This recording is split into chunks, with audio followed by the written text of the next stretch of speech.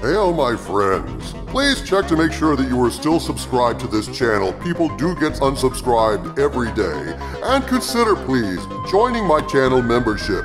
You get exclusive videos, exclusive members only live streams, emojis, and more. Check it out, it's a lot of fun. Join the Doomcock army. We need you, my friends. Thank you and enjoy this video. Greetings, my friends. Last week I broke news about the secret plan to save Star Wars. In that video I explained that factions within Lucasfilm were already moving to nullify the Disney sequel trilogy using a concept introduced into canon by Star Wars Rebels. In the Season 4, Episode 13 installment titled A World Between Worlds, the concept of the Veil of the Force was introduced, a mystical dimension of the Force that connects all time and space. Well, since I completed that video, I have received additional confirmation from 2 additional sources claiming that this is spot on, that indeed Lucasfilm realizes they have a massive problem on their hands, that the Star Wars franchise is all but dead, and despite Kathleen Kennedy's hatred of this idea, Lucasfilm is preparing to render the sequel trilogy null and void. The events of The Force Awakens, The Last Jedi, and The Rise of Skywalker will be removed from canon, isolated in their own alternate timeline, and regarded as Elseworld-like installments under the label of Star Wars Legends. But after that video debuted, many fans were asking me exactly how do they propose to use the Veil of the Force to accomplish this. Well, my friends, my sources have beat the bushes, and I can now reveal more specific details about the alleged secret plan to save Star Wars. However, as is always the case, this information comes to me from sources inside Disney or Lucasfilm, and given that I cannot independently verify this information, I must ask you to regard it as unverified rumor and take it with a grain of salt. That said, please watch this video to the end, as I have some proof from Rise of Skywalker to support what my sources are telling me, and you won't want to miss this. It is important to note that this is not a fait accompli, as Kathleen Kennedy hates this idea with a passion and is reportedly doing everything she can to crush it, which is quite understandable given that if this comes to pass, everything that Kathleen Kennedy did with the sequel trilogy will be destroyed, tossed out, and declared obsolete. She is reportedly fighting against these bits of apostasy, but from what information I've been given, my feeling is these ideas will prevail in the end. A massive reset is going to hit the Star Wars universe, and this, I am told, is how they plan to undo the Disney sequels. It will be explained that Emperor Palpatine had a room on the second Death Star called the Room of Mirrors. The mirrors were created by the Emperor prior to the Death Star through the dark side using ancient Sith rituals. These mirrors, linked to the Veil of the Force, served many purposes. Using them, Palpatine could manipulate the Force in many ways to further his aims. For example, the use of the mirrors allowed Palpatine to cloud the Jedi Council, to conceal himself and his dark apprentices from the Jedi and from Force sensitives that followed their fall. Using the mirrors allowed Palpatine to access the awesome powers of the Veil of the Force.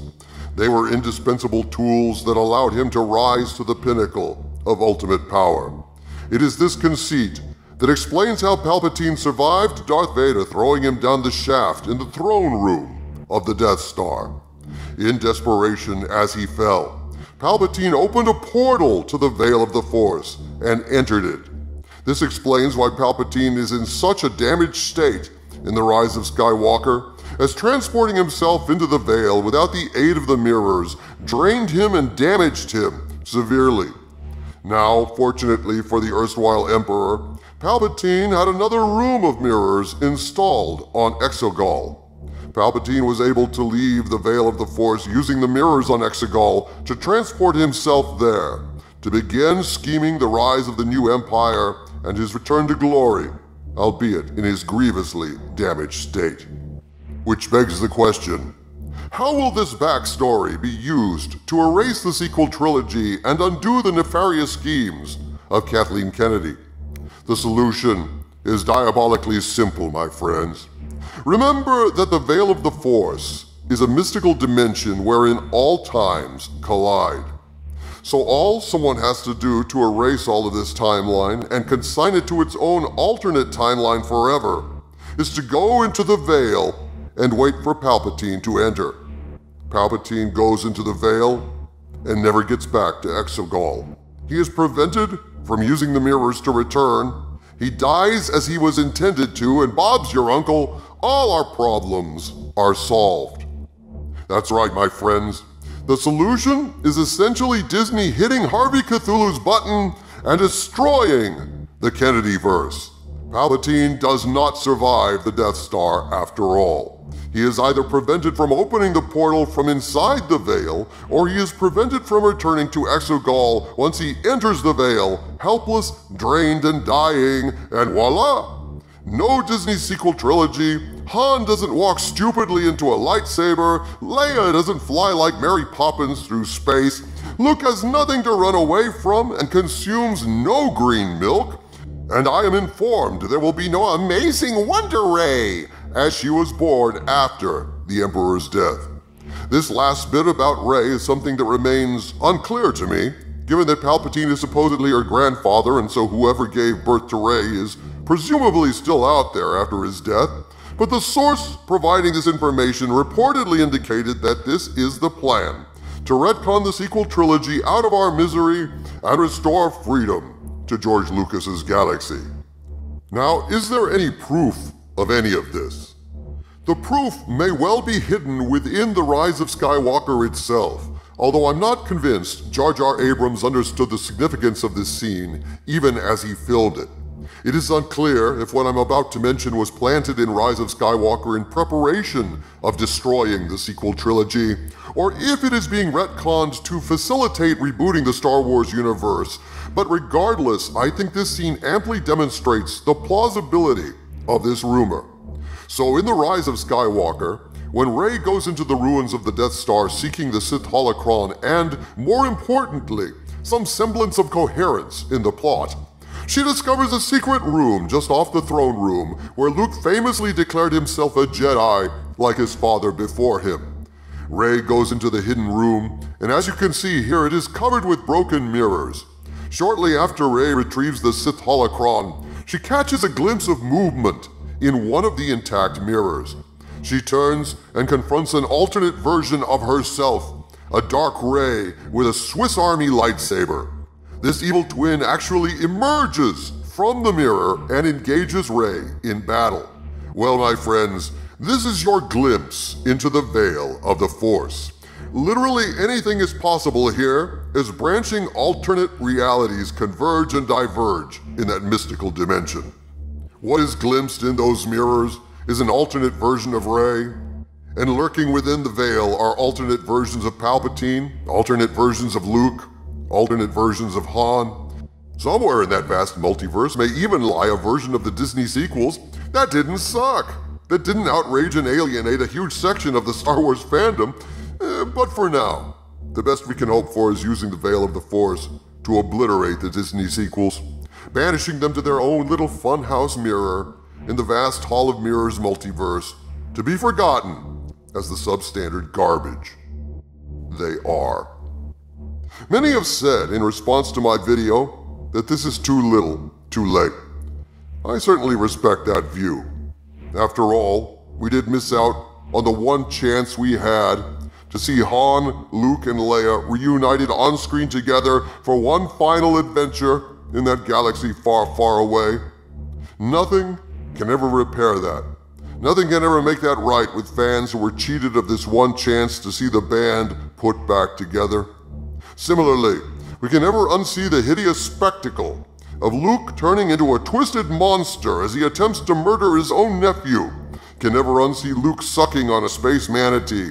Never unsee Yoda destroying the Jedi Temple. Never unsee Rey being the bestest ever. We can never unfeel the pain of being insulted and labeled as ists and phobes by the very people we have supported for decades.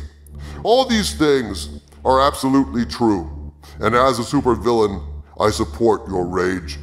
I feel the fury of these insults and injustices myself, and keenly. But if there is to be any hope for Star Wars moving forward, if there is any future at all for this galaxy far, far away, the decanonization and demolition of the unbearably horrible sequel trilogy is a necessary first step. There can be no peace so long as the sequel trilogy lives.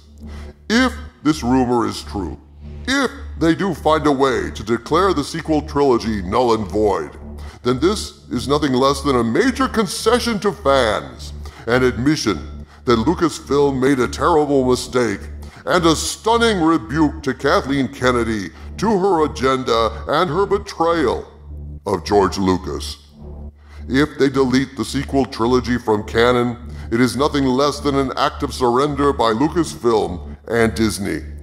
And if we want other corporations to follow suit, if we want to actually win this culture war, if we want to save pop culture, then we must find a way to accept their surrender.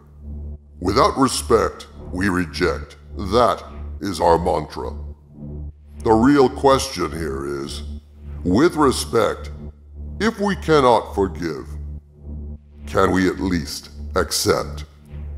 From the center of the earth, this is Dictor Van Doomcock bidding you all, my friends, stay angry.